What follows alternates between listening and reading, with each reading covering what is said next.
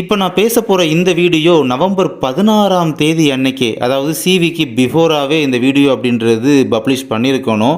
But இந்த விஷயம் கூட தெரியாமலாம் அவங்க இருப்பாங்க அப்படின்ற மாதிரி நானும் அசால்ட்டாக இருந்துட்டேன்.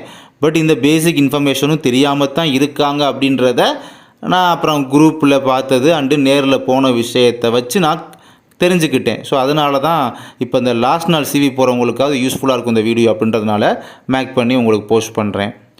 ஆக்சுவலி இந்த ரூட் அப்படின்றத சொல்கிறேன் பாருங்கள். நீங்கள் பஸ்ஸில் போகிறீங்க அப்படின்னா கிளாம்பாக்கத்தில் இறங்குறீங்க அப்படின்னா அங்கேருந்து தாம்பரம் போகிறதுக்கு பஸ் டிக்கெட் பார்த்தீங்கன்னா 19 ரூபா தான்.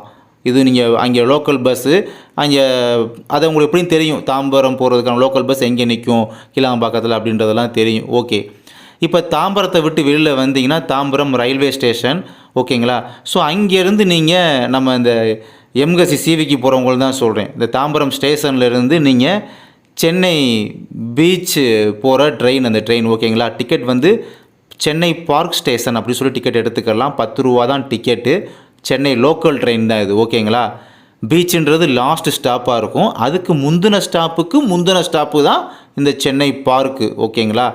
இந்த ஸ்டேஷனில் இறங்கிக்கிட்டு சென்னை பார்க் ஸ்டேஷனில் இறங்கினதுக்கப்புறமா அங்கேருந்து ஒரு வாக்கபிள் டிஸ்டன்ஸில் தான் இருக்குது சென்னை மெட்ரோ, ஓகேங்களா?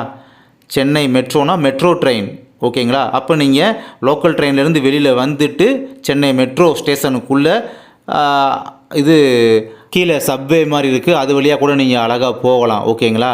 அப்போ அந்த சென்னை மெட்ரோவில் உள்ளே போயிட்டீங்கன்னா அங்கேயே நீங்கள் 10 ரூபா டிக்கெட் எடுத்துக்கிட்டு அப்படியே அடுத்த ஒரே ஸ்டாப்பு தான் ஹைகோர்ட் மெட்ரோன்னு சொல்லி ஒரே ஸ்டாப்பு தான், ஓகேங்களா? 10 ரூபா டிக்கெட்டு, ஒரே ஸ்டாப்பு.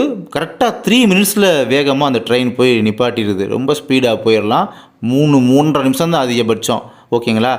ஹைகோர்ட் மெட்ரோவை விட்டு இறங்குனாலே உங்களுக்கு நம்ம ஹைகோர்ட் பில்டிங் உள்ள கேம்பஸ்குள்ளே போயிடுவீங்க. ஸோ சிம்பிள் ஈஸியான வே. உங்களுக்கு ரொம்ப டிக்கெட் செலவு ரொம்ப கம்மி. வெறும் 10 ரூபா 19 ரூபா 5 ரூபாவில் முடியுது பார்த்தீங்களா? ஏன்னா சில பேர்லாம் அந்த இங்கேருந்து 100 ரூபா 150 ரூபா ஆட்டோ பிடிச்சலாம் ஹைகோர்ட்டுக்கு வந்திருக்காங்க. சில பேர் இன்னும் அங்கே கிளாம்பாக்கத்துலேருந்தே ஹைகோர்ட்டுக்கு 250 ரூபா கொடுத்துலாம் வந்திருக்காங்க, ஓகேங்களா? ஸோ அழகான ரூட் இப்படி தான் அப்படின்றத நாளைக்கு ஒரு நாள் போகிறாங்க பார்த்தீங்களா சிவி, அவங்களுக்காக இந்த வீடியோ யூஸ்ஃபுல்லாக இருக்குன்றதுக்காக அந்த வீடியோ மேக் பண்ணேன்.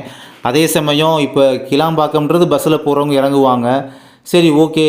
இப்போ ஒருவேளை நம்ம ட்ரெயினில் போகிறவங்க, சவுத்துலேருந்து ட்ரெயினில் போகிறவங்க தாம்பரத்தில் இறங்கிட்டீங்க அப்படின்னா தாம்பரம் ஸ்டேஷன்லேருந்து இப்போ நான் சொன்னது இந்த வீடியோ சூட்டபிளாக அதுக்கு பொருந்தும். சென்னை பார்க்கு போயிடுவீங்க, Chennai park Chennai metro to அப்படியே ஹைகோர்ட் மெட்ரோவுக்கு போயிடுவீங்க. ஸோ இதே கான்செப்ட் தான். அதே சமயம் இப்போ இந்த கொங்கு ஜோன்லேருந்து வருவாங்க பார்த்தீங்கன்னா, கொங்கு மண்டலத்திலேருந்து அவங்களாம் பஸ்ஸில் வந்தாலும் இதே ரூட்டு தான், கிளாம்பாக்கம் வந்து தான் வருவாங்க. ஓகே, இருந்தாலும் அவங்க இது ட்ரெயினில் வர்றாங்க அப்படின்னா எந்த ரூட்டில் வருவாங்கன்னா அப்படியே சென்னை சென்ட்ரலில் வந்து இறங்குவாங்க. எதுவும் எக்மோரோ இல்லை தாம்பரம் போக மாட்டாங்க. சென்னை சென்ட்ரல் அங்கே வந்து இறங்குவாங்க.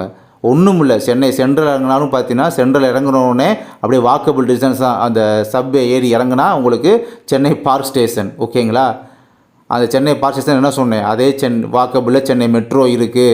அங்கேருந்து மெட்ரோ ட்ரெயினில் 10 ரூபா டிக்கெட்டு ஹைகோர்ட் மெட்ரோவுக்கு சொன்னேன் பார்த்தீங்களா? கரெக்டாக 3 நிமிஷம். ஸோ அந்த மாதிரி ஈஸியாக நீங்கள் போயிடலாம். உங்களுக்கு நீங்கள் கொங்கு ஜோன்லேருந்து வரவங்க ரொம்ப பக்கம் இறங்கினோடனே ஒரு 10 ரூபா டிக்கெட்டில் ஈஸியாக போயிடலாம். அதுக்காக ஒரு 100 ரூபா 150 ரூபாலாம் செலவழித்து இதுக்காக வர்றதுக்காக செலவு பண்ணிங்க. ஸோ யூஸ்ஃபுல்லாக அந்த வீடியோ இருக்குன்னு நம்புகிறேன். நன்றி.